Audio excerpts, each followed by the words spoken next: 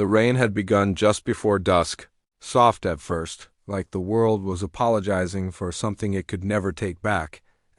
Caleb stood on the porch of his weathered farmhouse, hands tucked deep into the pockets of his worn flannel jacket, watching the sky grieve. The gravel road stretched out before him in a pale line, disappearing into mist and pine. The kind of road no one came down unless they meant to, or unless they were lost. He hadn't had a visitor in 9 weeks, too. Dazed. The wind stirred the wind chime his daughter made the year before she died. Bent spoons and rusted keys struck each other in a tune no one else knew, but Caleb heard it like a whisper. He never took it down, even when the snow came. Even when the ache in his chest hollowed deeper with each season. Inside, the fire crackled, not for warmth, but for presence. He lit it every night, even in early fall, just to hear something alive. Just to remember he still was. He lived quietly. Taught woodwork at the community center 3 towns over on Tuesdays and Thursdays. Ate the same 3 meals in a quiet loop. Read her old letters some nights, folded so many times their creases looked like veins. She used to call the farm the soft place, the one home they had after the war took everything else from them. From him, but that life was another world. One where laughter didn't echo like it was missing someone. One where footsteps down the hall didn't belong to ghosts. So when headlights cut through the fog and slowed near his gate, Caleb didn't move. He waited, heart neither racing nor still. Just a quiet. The truck was military green, mud-caked, heavy with silence. The driver door creaked open, and a woman stepped out, shielding her face from the rain with one arm. She wore no coat. Her uniform was faded, her boots soaked through. But it was the back door that opened next, and from it, 3 small shapes stepped onto the gravel, children. A 4th one stirred in her arms, a toddler, fast asleep, cheek pressed to her shoulder. She didn't come forward right away. Just stood there in the rain, watching him. Eyes that had seen too much and never said it. Caleb knew that look, knew the weight of it. "You're a bit off the main road," he said finally, voice rough from disuse. The woman nodded. "Took a wrong turn, then another. Now we're just tired." He glanced at the kids. One girl clutched a stuffed rabbit by the ear. Another had shoes with holes and a quiet, steady stare. The boy had no coat, just a sweatshirt zipped all the way to his chin. No one was crying. That was the part that unsettled him most. How long since you've eaten?" he asked. She shifted her weight. "Long enough that you shouldn't ask." Silence again. The kind that hangs like wet wool. Caleb looked at the porch, at the firelight inside stretching shadows across the walls. He didn't want company. He didn't want to remember what it felt like to care. But the girl with the rabbit looked like his daughter once did, the day she brought home a bird with a broken wing. Asking if they could fix it. He opened the screen door without a word and stepped aside. The woman blinked once, then nodded, gathered the children, and stepped through. She didn't introduce herself, neither did he. But when she passed him, her shoulder brushed his, and he felt the tremble beneath her steady frame. Like she'd held herself up for too long. Inside, the warmth hit them like a story being remembered. The smallest child stirred in her arms but didn't wake. The others stood uncertain, dripping on the old rug. You'll need dry clothes, Caleb said, already moving toward the hallway. "There's a room down there, left side. There's enough space." The woman hesitated. "We won't stay long, just tonight." He didn't reply. Just pointed to the room and disappeared into the kitchen. There, he poured soup from a pot that had been meant for one, cut bread. Set out 4 bowls. When he returned, the soldier had helped the children change into old flannel shirts and wool socks that hung off their frames like borrowed memories. They sat at the table, polite, quiet, unsure, like they'd learned early not to ask for more than what was given. The soldier, their mother, he assumed, stood nearby, not eating. "You too," Caleb said. She looked at the food, then him. "I don't take charity." "It's soup." He replied, "Not charity, asterisk." She met his eyes for a moment. Something passed there, recognition, maybe, or guilt, or the shared language of the broken. She sat, they ate in silence, broken only by the soft clink of spoons and the crackle of fire. The children ate slowly, like they weren't sure it would last. Asterisk after dinner, Caleb showed them where the towels were, where the dry socks were kept, where the kettle was if they wanted tea, asterisk still. No names were exchanged, asterisk that night as he lay in bed. He listened to the sounds from the guest room, the shifting of blankets, the murmur of lullabies. The kind a soldier might sing when she's forgotten what soft means but sings anyway, asterisk outside. The rain softened to a drizzle, asterisk, and in the quiet that followed, Caleb realized something that left him cold. She knew who he was, not from a news story. Those had stopped long ago, asterisk, not from the photo of his daughter by the fireplace, asterisk, but from the way she didn't ask, from the way she looked at him like she already knew the worst thing he'd ever done, and still walked in from the rain. He stared at the ceiling. Sleep never came. The morning came in gray and quiet, like it didn't want to wake anyone too soon. Asterisk Caleb brewed coffee before the sun had fully risen. He moved through the kitchen like someone who'd done this ritual for years, the measured scoop, the sound of the flame catching, the chipped mug warming between his hands. Outside, the fields still slept under mist. A hawk passed low, wings cutting the silence like a memory. Asterisk, he didn't expect her to be awake so early. But when he turned toward the window, she was already on the porch, her hands around her own mug, steam rising like breath from something barely alive. Asterisk, you don't sleep much, she said without looking at him. Asterisk, not in years, Caleb replied. He nodded toward her. You? Asterisk, I've slept worse places. Asterisk, there was no smile in it, no bitterness either. Just truth, as clean and heavy as stone. Asterisk, she wore one of his old jackets, sleeves rolled, shoulders square. Her hair was pulled back the way soldiers do when they don't want to feel it touch their neck. Her eyes were steady, watching the line where sky met land. Asterisk, he stepped outside beside her, the floorboards creaking beneath his weight. For a long while they just stood there. Two people who didn't need to fill the silence. Asterisk, where were you? Before this? He asked finally. Asterisk, she sipped her coffee. East, then south. A few months on the base in Nevada. Then I got out. Asterisk, discharge? Asterisk, honorable. She glanced at him, if you can call it that. He said nothing. They gave me a medal, a handshake. Told me I was brave. Her jaw tensed slightly. Then I went home and found there wasn't one. Asterisk, the words hung between them like laundry on a line. Wet with something unsaid. Asterisk, I had nowhere to go, she continued. 4 kids, no savings, and no one waiting. Asterisk, Caleb looked out at the horizon. Sometimes the ones who come home have the hardest time figuring out where to stand. Asterisk, she nodded once. Especially when everything that grounded you is gone. Asterisk, he didn't ask what that meant. Didn't need to. Asterisk later, the kids woke. The house stirred to life, gently, like it didn't want to scare the peace away. The little girl with the rabbit found the sunbeam in the kitchen and sat cross-legged in it, eyes closed like she was listening to something inside her. The older boy helped clear the table without being asked. The middle child, a girl with sharp eyes and quiet hands, watched Caleb with curiosity, like she was trying to figure out if he was safe. Asterisk, by noon, the mother had fixed the sink that always sputtered. Sighed, she used to do mechanics before the army took her hands for other things. Caleb watched her work, sleeves pushed up, grease on her fingers, shoulders tense like they were bracing for orders. You've got skill, he said. She shrugged. Fixing things is easier than fixing people. Asterisk that night, Caleb found himself setting 4 extra places again.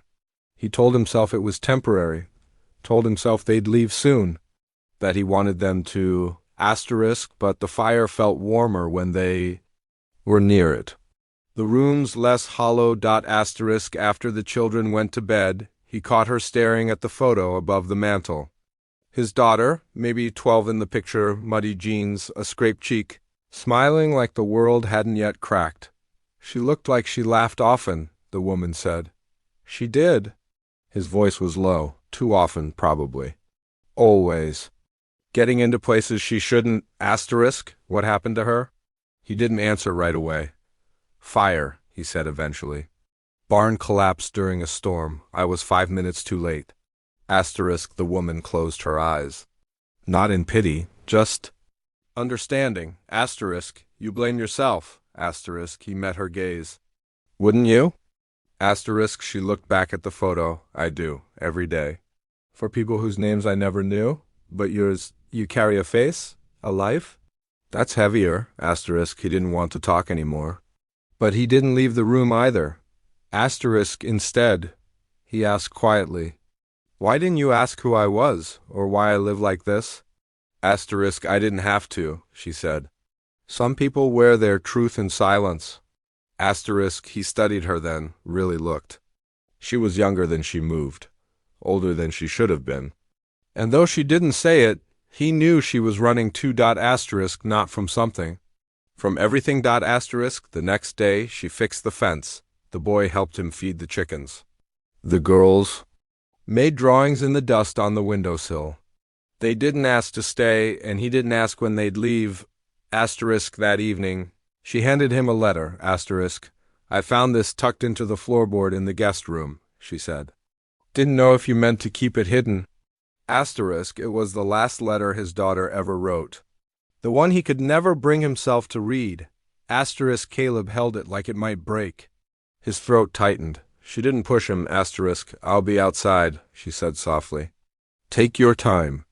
He watched her go, boots soft on the old wood. The house was still, the kind of still that waits. Asterisk, he turned the envelope in his hands. The ink was faded, the corners curled. She had drawn a sun in the corner, a little crooked with smiling. Raise to Daddy, that's all it said on the front. He didn't open it, not yet.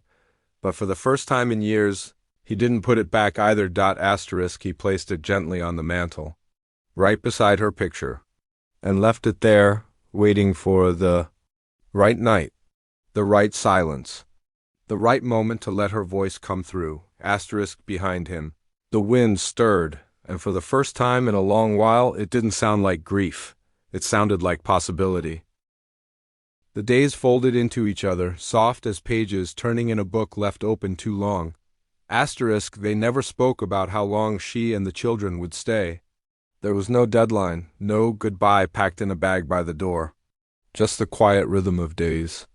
Live slowly, stitched together with small kindnesses. A mended jacket, a hot cup left waiting, boots cleaned without asking. The children began to laugh again. It started with the youngest, toddling through the kitchen with socks sliding on the floorboards. Then the older girl, who giggled when the hens chased her for breadcrumbs. Even the boy smiled, quiet and rare. When Caleb showed him how to plane a piece of pine so smooth it shone, asterisk, they didn't call him anything. Not Mr., not Sir, just looked at him with the soft, unsure trust of children who've seen too much too soon. Asterisk, but it was the mother, the soldier, who stayed distant, even as she stayed close. She worked hard during the day, mending the roof, stacking wood, fixing a loose shutter with quiet precision.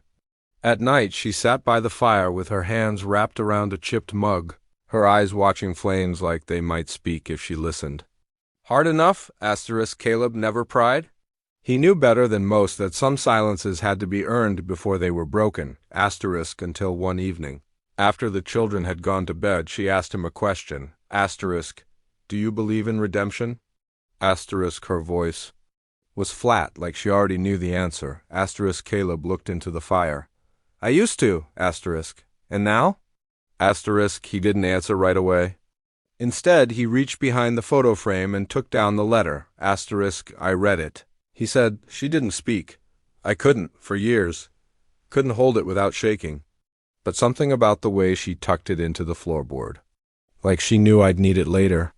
He unfolded the paper slowly, his fingers reverent. She wrote it the day before, he continued. It wasn't about the fire or anything dark. Just a list of things she loved. The names of her favorite birds, the sound of boots in snow, the way the house smelled when it rained. Asterisk, he smiled, faint and aching. At the end she wrote, "If I'm not here one day, don't stop making soup. And don't stop talking." To the sky, asterisk, the soldier leaned forward, elbows on her knees. She sounds like she had more wisdom than most grown men. Asterisk, she did. They sat in silence for a while, the only sound the fire settling into coals. Then the woman stood and walked to her room. When she returned, she was holding something wrapped in an old cloth. Asterisk, "I wasn't going to show you this," she said. "Didn't think it was my place, but I think maybe it is now." She unwrapped it carefully. It was a photograph, asterisk, faded, black and white, edges curled, a group of men in uniform. Sandbags stacked behind them, rifles resting on shoulders. And among them, a man who looked almost exactly like Caleb, just younger, smiling, asterisk, Caleb's breath caught, asterisk. "That's not me," he said, asterisk. "No," she replied, "but it's your brother." He looked up sharply. She nodded. "My commanding officer years ago, when everything still made sense." Asterisk, he stared at the photo. He hadn't seen his brother in more than 2 decades. Not since the day they both walked out of their father's funeral and never looked back. Asterisk, he never said he had a family, she said quietly. "But he carried that same letter your daughter wrote, a copy, I think." Said it reminded him of someone who still believed in good things. Caleb's hands trembled slightly. "He died in Kandahar," she added, voice steady. "Saved 3 of us, including me." She placed the photo gently on the table between them. "I knew who you were the second I saw you," she said. "You looked like him, moved like him. I didn't know what I was going to say, I just needed to see if the kind of man who raised a girl like that could ever forgive himself." Caleb couldn't speak. "I didn't come here just because I was lost," she said. "I came here because I didn't know where else to take the last piece of someone who mattered." Asterisk, the firelight flickered across his face. He was silent. For a long time.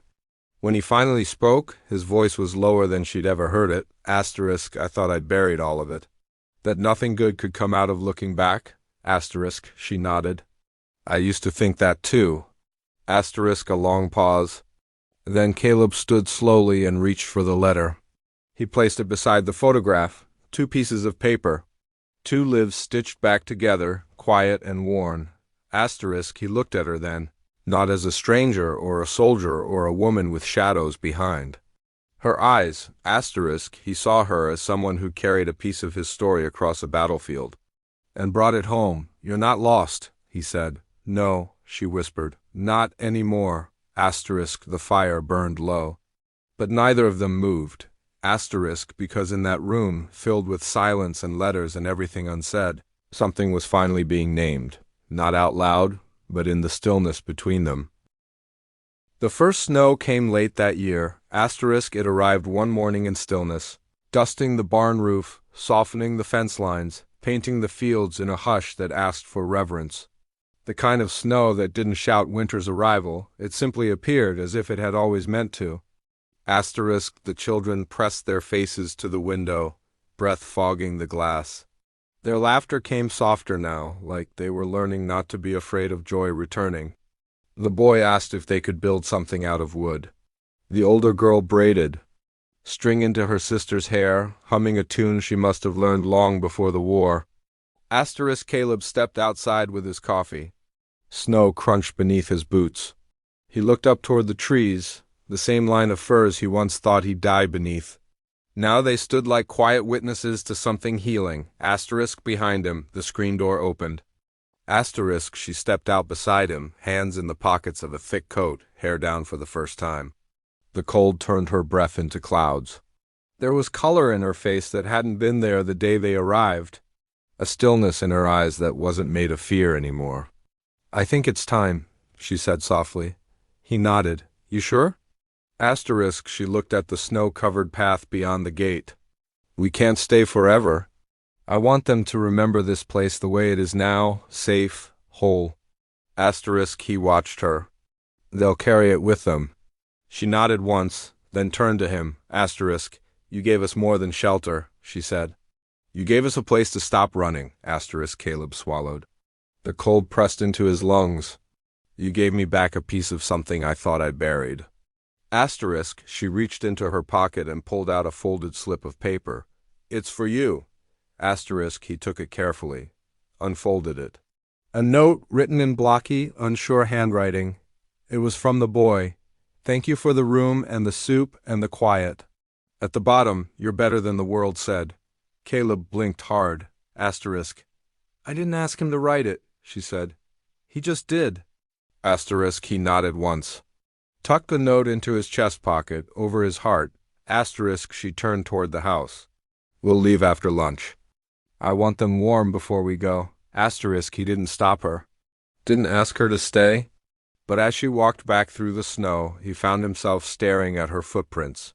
Strong, deliberate, cutting a path through the white asterisk that afternoon, the children packed with practiced quiet. They wore flannel shirts he'd given them, sleeves too long, eyes wide and knowing. The little girl hugged the rabbit tight. The oldest girl stood on tiptoe and kissed Caleb on the cheek without a word. Asterisk, then the truck door shut and the engine turned. She paused before climbing in. I don't know where we'll land, she said. Asterisk. You'll find it, he replied. You already did once. Asterisk, she stared at him for a long moment. Then, without warning, stepped forward and pulled him into a tight, steady hug. He didn't expect it. But he held her back, not out of politeness, out of something older, truer. Asterisk, she pulled away. Eyes wet, then she was gone. The truck pulled down the road. Tires humming against gravel, carrying her and the children and everything they'd gathered in their silence. He watched until the taillights disappeared. Then he walked inside. Asterisk, the house was quiet again. But not empty. Asterisk, in the hearth, the fire burned low, casting gold across the wood floors. Asterisk on the table. He found the photo of his brother, left behind on purpose. Next to it, the letter from his daughter. And now, beside them both, the note from the boy, asterisk, 3 stories, folded into each other. Carried across time, across grief, across war, Caleb stood there for a long time. Then he opened the door to the porch, stepped outside, and turned his face to the falling snow. The wind whispered across the trees, low and kind, and for the first time in years, Caleb spoke to the sky, not in apology, but in thanks.